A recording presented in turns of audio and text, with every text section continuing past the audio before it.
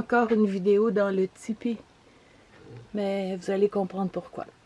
Je commence avec la bûche suédoise. Tout le monde connaît le principe, une bûche fendue en 4 et on réunit les morceaux en les faisant tenir avec un fil de fer. Mais celle-ci a été fendue à la scie mécanique. Les 2 premières bûches comme ça que j'ai essayé d'allumer, j'ai eu vraiment beaucoup de mal. Alors, je me suis informée auprès de mes amis, sur Internet, et j'ai vu que tous ceux qui ont une bûche suédoise fendue à la scie, ils font un ajout avant d'essayer d'allumer leur feu. Parce que qui dit scie mécanique dit huile à chaîne, essence.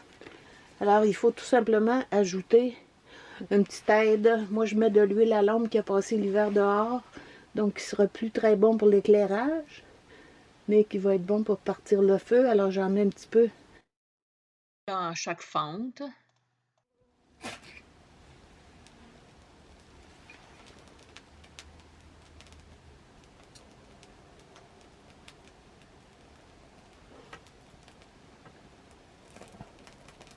Et c'est parti.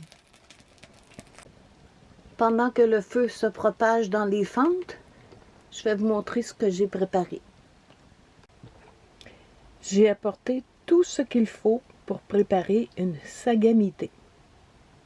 Les ingrédients dont on a besoin: du beurre, un oignon, de l'ail, de la farine de maïs ou de la farine de blé, des tranches de bacon, du poulet, des branches de céleri, de la chair de courge, une pomme de terre, du bouillon de poulet, du maïs et des haricots rouges, de la crème à cuisson, et pour les assaisonnements, du sel, du poivre, une feuille de laurier, donc persil, sauge et mérique baumier, et pour ajouter en garniture, quand on sert, du bacon très cuit et mietté.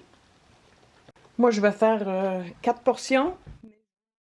Dans la description, je vais vous indiquer les quantités pour 8 portions. La sagamité, c'est une soupe repas d'origine autochtone d'Amérique du Nord. Et on l'appelle aussi la soupe des 3 sœurs. Pourquoi les 3 sœurs? Ben parce qu'elle intègre les courges, le maïs et les haricots rouges.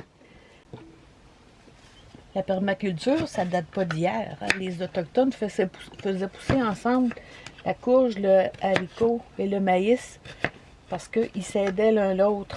Les tiges hautes et drues du maïs servaient de tuteur aux haricots et les grandes feuilles de la courge gardaient le sol humide pour les 2 autres plantes.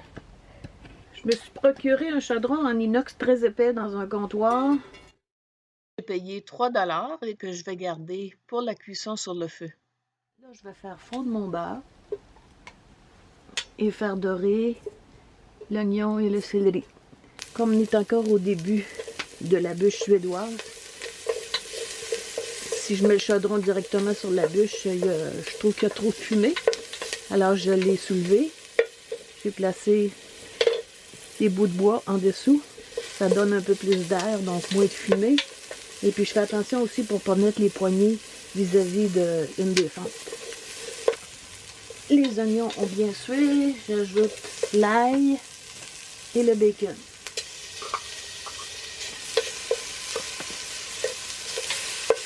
Je fais cuire 1 minute en brassant, mais pas assez pour que le bacon soit croustillant. Je veux le garder tendre avec le gras. Et j'ajoute le bouillon.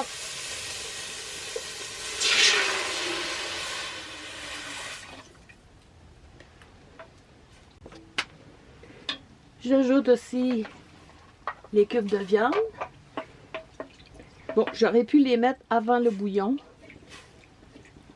pour les faire saisir un peu. J'ai oublié.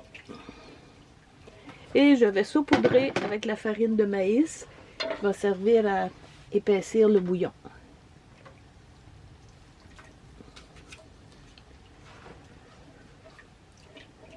Le bouillon est revenu au point d'ébullition, alors j'ajoute les pommes de terre et les courges. Si j'avais du maïs frais et des haricots secs, je pourrais les ajouter aussi. Mais moi, j'ai du maïs et des haricots en boîte. Donc, je vais attendre beaucoup plus tard avant de les ajouter parce qu'ils sont déjà cuits. J'ajoute aussi l'assaisonnement, donc les herbes, les épices. Et là, je vais couvrir et laisser mijoter à feu doux pendant 1 heure. Et voilà l'utilité de la bûche suédoise pour ce genre de cuisine. J'ai rien à rajouter, le feu va brûler tranquillement par lui-même. Le feu est maintenant suffisamment fort dans les fentes, j'ai enlevé les morceaux de bois. Il y a quand même un petit peu de fumée, mais ça ne dérange pas. C'est tout à fait le genre de repas à préparer avec les enfants. Quand on est en camping et qu'on a une journée de pluie, ça prend du temps, mais ça va les occuper, préparer la viande, les légumes. Et pour les faire patienter encore plus, ben, on leur fait préparer chacun une bannique qu'ils vont pouvoir cuire sur la pierre en la positionnant vis-à-vis une fente. On vérifie de temps en temps pour s'assurer que ça adhère pas au fond du chaudron. Oh, que ça sent bon. Oh, la bannique a bien cuit. Là, je vais la retourner. Faites attention si vous la mettez sur pierre. La pierre est très, très chaude. Je vais l'installer pour qu'elle finisse de dorer de l'autre côté sans tomber.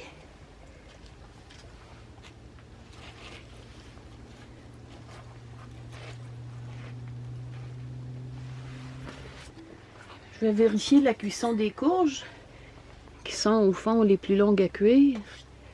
Oui, c'est bien cuit. Donc, j'ajoute les haricots et le maïs. Et si je voulais en congeler une partie, c'est maintenant qu'il faudrait séparer les quantités. Mais moi, je ne vais pas le congeler. J'en ai 4 portions que je vais manger en dedans de 4 jours. Ça se conserve au frigo. Alors, je peux ajouter la crème. J'en ai fait pour des invités déjà et tout le monde s'est vraiment régalé. Oh, 15 minutes à feu très doux et je savoure. La soupe repas et la bannique sont prêtes.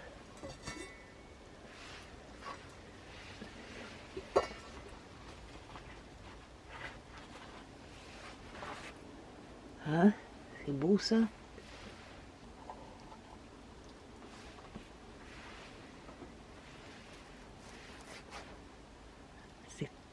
C'est pas appétissant ça? Et puis je vais enlever le chaudron du feu et le ranimer en ajoutant des morceaux de bois dans les fentes comme ça qui vont brûler. Pas long, dans quelques minutes, les flammes vont revenir. La bannique toute moelleuse et chaude. Et faut pas oublier le bacon grillé sur le dessus.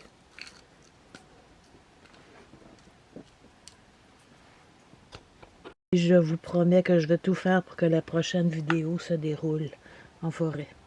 En attendant, ben, bon appétit! J'aurais même pas eu le temps de finir ma sagamité que le feu a repris de plus belle.